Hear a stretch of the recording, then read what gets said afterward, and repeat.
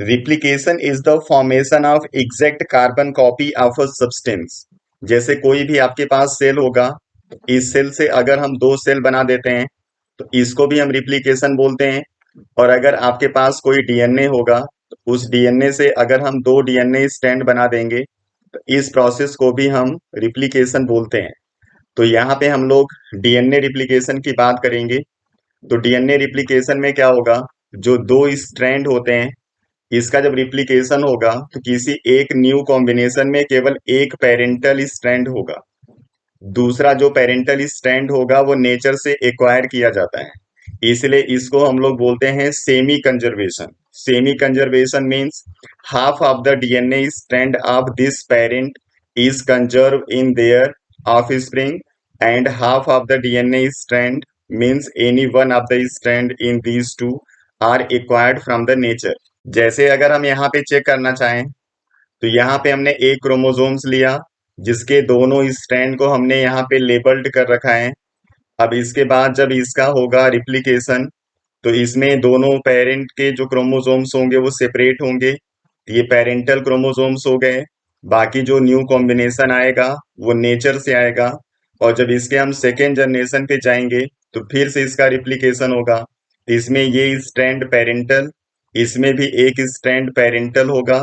बाकी जो ये दो स्ट्रैंड आपको दिख रहे होंगे, ये न्यू कॉम्बिनेशन होंगे जो नेचर से आएंगे। सेम ऐसे इसमें भी ये पेरेंटल हो गया, ये भी पेरेंटल है, और ये दोनों जो न्यू स्ट्रैंड हैं वो नेचर से आ रहे हैं। इसलिए किसी भी स्ट्रैंड में एक आपका जो स्ट्रैंड होगा वो हमेशा पेरेंटल होगा। मतलब half of the chromosomes is conserved and half combination is obtained from the nature, that is new.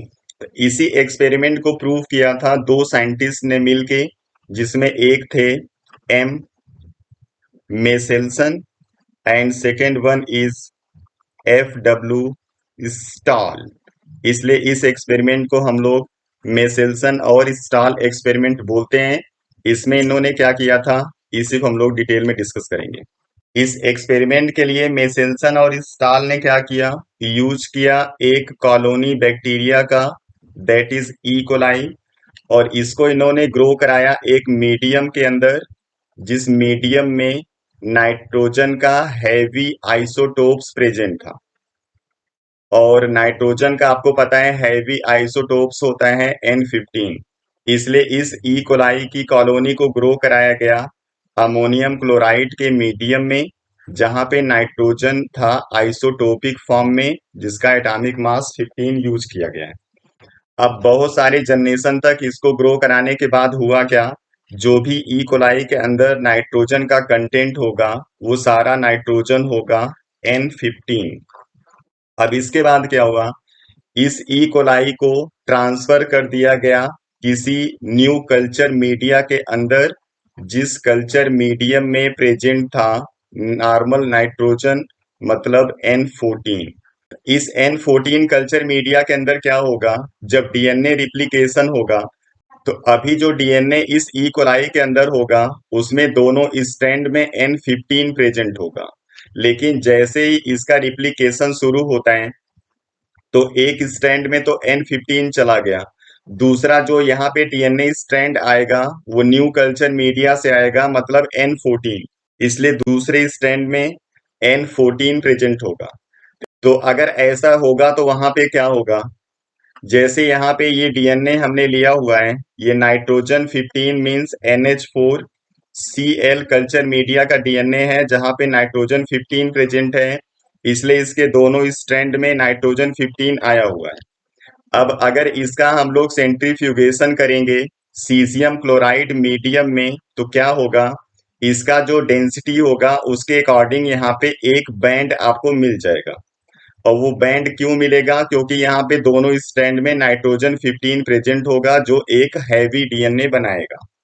अब 20 मिनट के बाद क्या होता है, ई कोलाई मल्टीप्लाई कर जाता है। तो जब न्यू कल्चर मीडिया के अंदर इसको हम ग्रो कराएंगे तो सेमी कंजर्वेशन की वजह से दोनों स्ट्रैंड यहाँ पे सेपरेट हो गए, और जो दूसरा स्ट्रैंड यहाँ पे आएगा वो न्यू कल्चर मीडिया से आएगा जहां पे नाइट्रोजन 14 प्रेजेंट होगा। इसलिए एक स्टैंड में नाइट्रोजन 15 है, एक स्टैंड में नाइट्रोजन 14, तो दोनों में ऐसा ही होगा। अब इसकी जो डेंसिटी होगी, अगर इसको आप पहले वाले से कंपेयर करोगे तो थोड़ा सा डेंसिटी कम हो जाएगा, क्योंकि यहाँ पे नाइट्रोजन 14 लिया गया है। इसलिए अब इसका जो डेंसिटी ग्रेडियंट होगा, अगर उसको चेक करेंगे तो यहाँ पे इसका जो बैंड आएगा, अब ये दोनों नेचर एक जैसा शो कर रहे हैं, तो यहाँ पे बैंड तो एक ही आएगा, लेकिन वो बैंड इसके ठीक पास नहीं आएगा, इससे थोड़ा सा और ऊपर आएगा, क्योंकि इसकी डेंसिटी थोड़ी सी कम होगी। इसलिए सिंगल बैंड आपको मिलेगा, but its density is less than the density of the previous. अब फिर 20 मिनट बाद, मतलब कि स्टार्टिंग से 40 मिनट के बाद अगर दोबारा चेक किया जाएगा तो इसका फिर रिप्लिकेशन हो जाएगा। तो फिर इसका सेमी कंजर्वेशन की वजह से क्या होगा, दोनों स्ट्रैंड जब सेपरेट होंगे तो एक N14 वाला हो गया, एक N15 वाला। अब दोनों के ऊपर जो दूसरा स्ट्रैंड आएगा वो नॉर्मल कल्चर मीडिया से आएगा, मतलब N14 वाला। इसलिए यहाँ पे क्या होगा, दो अलग अलग टाइप के डीएनए जनरेट होंगे, जिसमें एक डीएनए जनरेट होगा जिसमें दोनों स्ट्रैंड होंगे N14 के, और एक होगा हाइब्रिड जिसमें N15 और N14 दोनों प्रेजेंट होंगे। तो जब इसका सेंट्रीफ्यूगेशन CH-Cl मीडियम में होगा तो वहां पे दो बैंड दोबारा मिलेंगे, जिसमें एक बैंड हाइब्रिड के ठीक पोजीशन पे होगा और एक उससे और कम डेंसिटी पे होगा। तो इस तरीके से दो डेंसिटी यहाँ पे मिल जाती है, और ये जो दोनों डेंसिटी है इसका मिलना रिप्रेजेंट करेगा कि all the DNA strand which are form after the replication have single strand from the parent and single strand from the culture media. इसलिए हर डीएनए स्ट्रैंड में रिप्लिकेशन के बाद एक स्ट्रैंड कंजर्व रहता है, इसी को सेमी कंजर्वेशन हम लोग बोलते हैं। तो अगर इसके रिजल्ट का हम लोग परसेंटेज चेक करें, तो अगर हम 20 मिनट के बाद इसके जनरेशन 1 को चेक करेंगे तो वहां पे टोटल जो रिजल्ट होगा वो केवल हाइब्रिड डीएनए का होगा। इसलिए जो हाइब्रिड यहाँ पे मिलेगा वो होगा 100%। आफ्टर 20 मिनट, मतलब स्टार्टिंग से 40 मिनट के बाद जब हम चेक करेंगे तो वहां पे आउट ऑफ 4 स्टैंड आपको दो नॉर्मल स्टैंड दिख रहे हैं और दो हाइब्रिड। इसलिए लाइट वाला भी 50% आपको मिलेगा और हाइब्रिड वाला भी यहाँ पे 50% मिलेगा। मींस आफ्टर 40 मिनट 50-50% लाइट और हाइब्रिड मिलते हैं। लेकिन इसी के बाद अगर हम लोग जनरेशन 3 चेक करें तो यहाँ पे पहला जो नॉर्मल वाला होगा, इसका रिप्लिकेशन जब आप कराओगे तो आपको दो डीएनए स्ट्रैंड मिलेंगे और दोनों डीएनए स्ट्रैंड यहाँ पे नॉर्मल होंगे। उसके बाद दूसरे वाले का जब रिप्लिकेशन कराओगे तो एक आपको यहाँ पे नॉर्मल मिलेगा और एक आपको मिलेगा हाइब्रिड। सेम ऐसे दूसरे वाले से भी एक आपको नॉर्मल मिल जाएगा और एक मिल जाएगा हाइब्रिड। सेम ऐसे लास्ट वाला जो चौथा होगा, इसके दोनों स्टैंड N14 वाले हैं, इसलिए दोनों डीएनए यहाँ पे नॉर्मल मिलेगा। तो इस तरीके से जो टोटल 8 रिजल्ट आ रहे हैं उसमें दो आपके हाइब्रिड वाले आ रहे हैं। इसलिए जो यहाँ पे लाइट होगा वो आपको मिल जाएगा 75% और जो हाइब्रिड होगा वो 25% मिलेगा। तो ये आपको रिजल्ट मिल रहा है स्टार्टिंग से 60 मिनट के बाद। अगर आप 20 मिनट बाद फिर चेक करोगे, मतलब स्टार्टिंग से 80 मिनट के बाद, तो जो हाइब्रिड का रेशियो है वो कंटिन्यूअसली कम होता जाएगा, लाइट वाले का रेशियो बढ़ता जाएगा, क्योंकि जो न्यू जनरेशन आएगा उसमें केवल सेमी कंजर्वेशन होने की वजह से जो N15 वाला डीएनए होता है उसका रेशियो कम होता जाता है।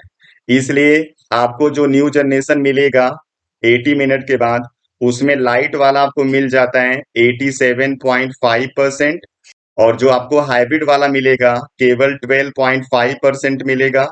और इस तरीके से रिजल्ट आपको मिलता जाता है। This one is the experimental proof given by the Meselson and stall for semi conservation of DNA. Next video में हम लोग फिर मिलेंगे किसी दूसरे टॉपिक के साथ। Thank you.